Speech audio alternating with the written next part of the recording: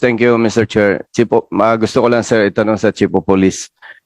COP, bago ka na-assign sa San Pedro City Police Station, saan ka naka-assign? Provincial Headquarters, sir, ng Laguna PPO, sir. Anong unit assignment mo doon? Sa chief po ng base police, sir, and police tourism, sir. Okay, prior noong assignment mo yon, saan ka naka-assign? At Santa Cruz, sir. Santa Cruz Municipal Police Station, sir. Santa Cruz Municipal Police Station, more or less ilang months or year na assign ka doon? 3 months, sir. 3 months. Okay, prior doon sa assignment mo sa Santa Cruz Police Station, saan ka assign?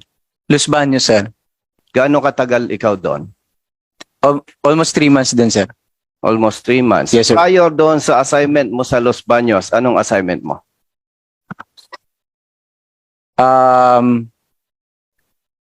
Sa PMFC po, sir.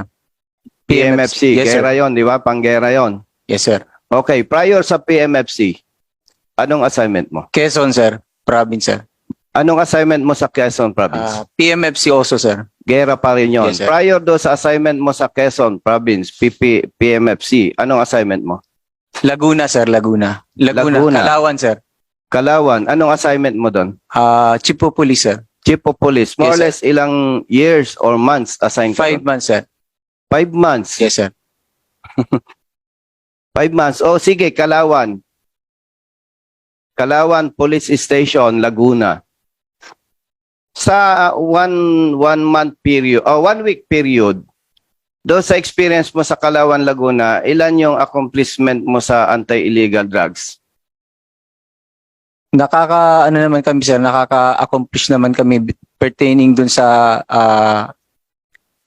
target accomplishment po namin, sir. Okay. Target accomplishment. More or less, ilan ang target ninyo sa Kalawan, Laguna? 2 in a week, sir. 2 in a week. Yes, Okay. Peaceful kasi yan Kalawan, Laguna eh. Justified. Dito sa San Pedro, gusto ko lang ikaw i-remind kapatid ha.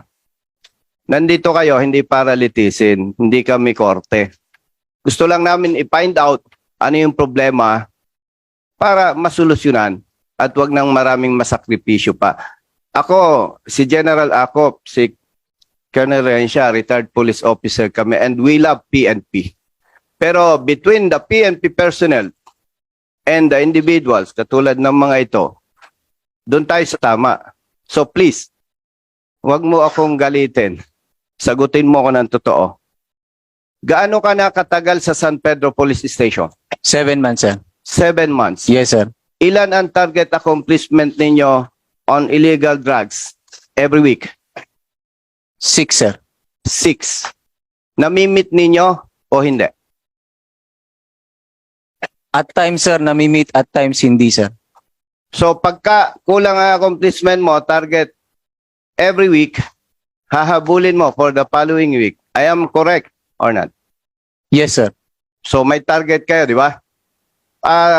For that matter, Mr. Chair, may I manifest that Police Colonel Depositar, the Provincial Director of Laguna Provincial Office, be directed to submit statistics on their accomplishments on illegal drugs from January 1, 2023 to present.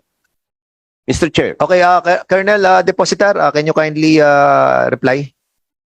Mr. Chair and our honorable esteemed congressman, yes, we will comply with your instructions to submit the drug accomplishment reports of Laguna Police Provincial Office covering the period of January 1, 2023 up to present. Thank you, sir. Mr. Chair, if may I add, by police station, PD, I'm sorry, sir. yung accomplishment po ninyo statistics by police station. Yes, sir. Breakdown by police station, sir. Same period. And status, please indicate the status of all cases on illegal drugs, your accomplishment of Laguna PPO. Yes, sir. We will submit and we will comply, sir. Mr. Chair, nabanggit ko lamang po ito. Kasi po, very clear. Natutuwa nga po ko si General Acop, Honorable Representative Acop of Antipolo City. And na-call yung attention ko po kasi during the previous hearings, meron po siyang resolution na kapareho po nito.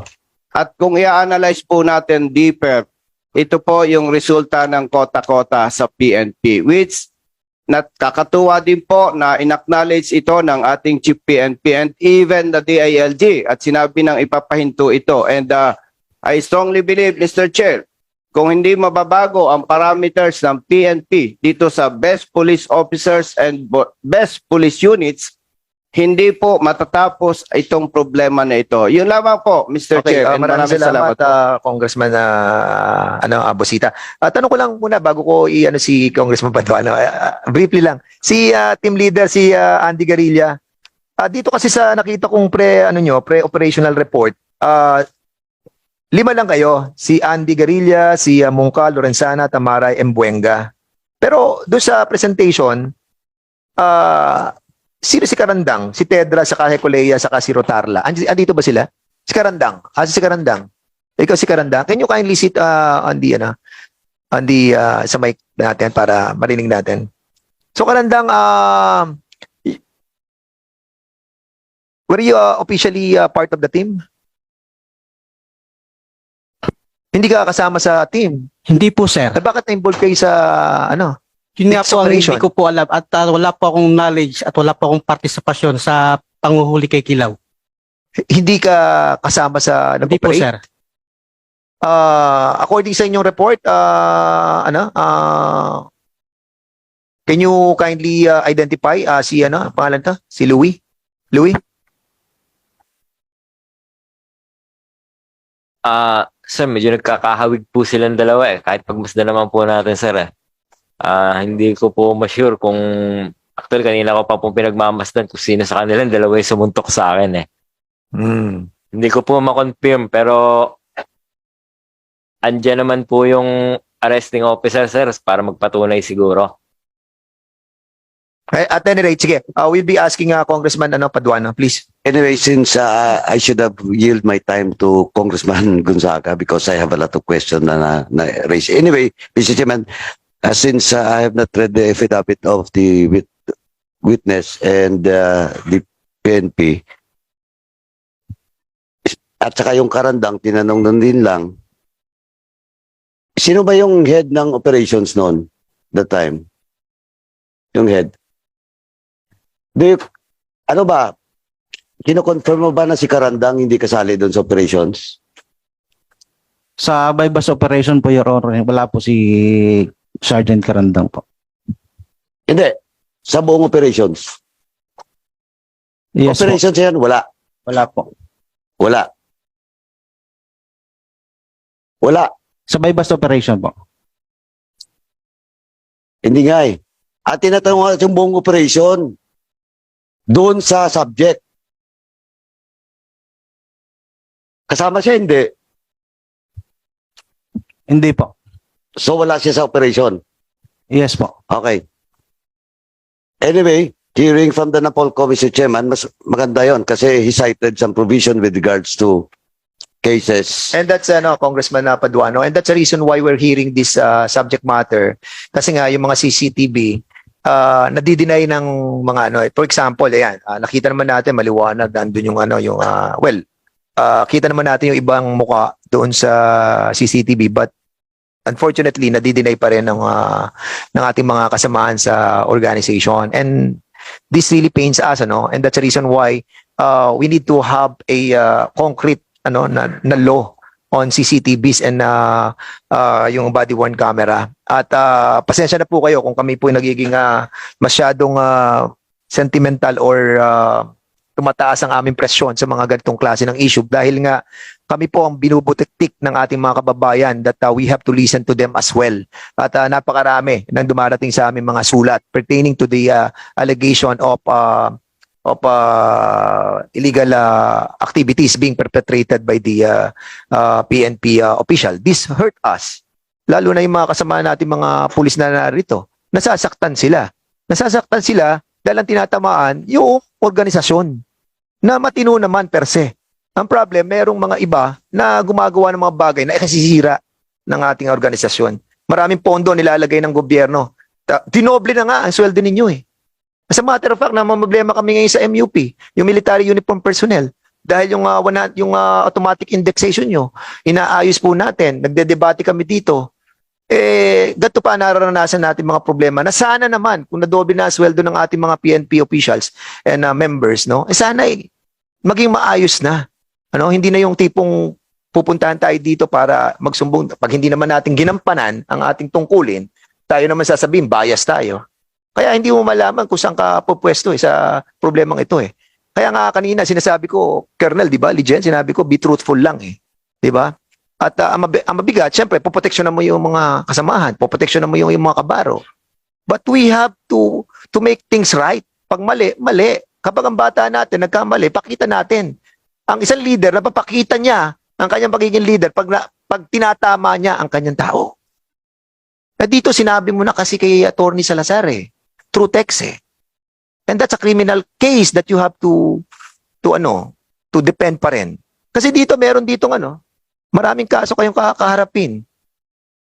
Di ba? Kinidnap nyo yung tao. Kung 1:36 to 2 p.m., that's kidnapping. Ninakaw nyo yung bike, that is robbery. Oh, ang daming kaso na pwede nyo kaharapin dito. Physical injuries. Di ba? At any rate, again, ang aming purpose ay yung ginagawa po namin bill. Unfortunately, lumulutang yung mga ganitong bagay na kinasasama din ng aming loob dahil nga you are part of the government. You are part of the government. And again, hindi namin gustong ipin down ang PNP. We are trying to be a part of the cleansing method that being conducted by the PNP.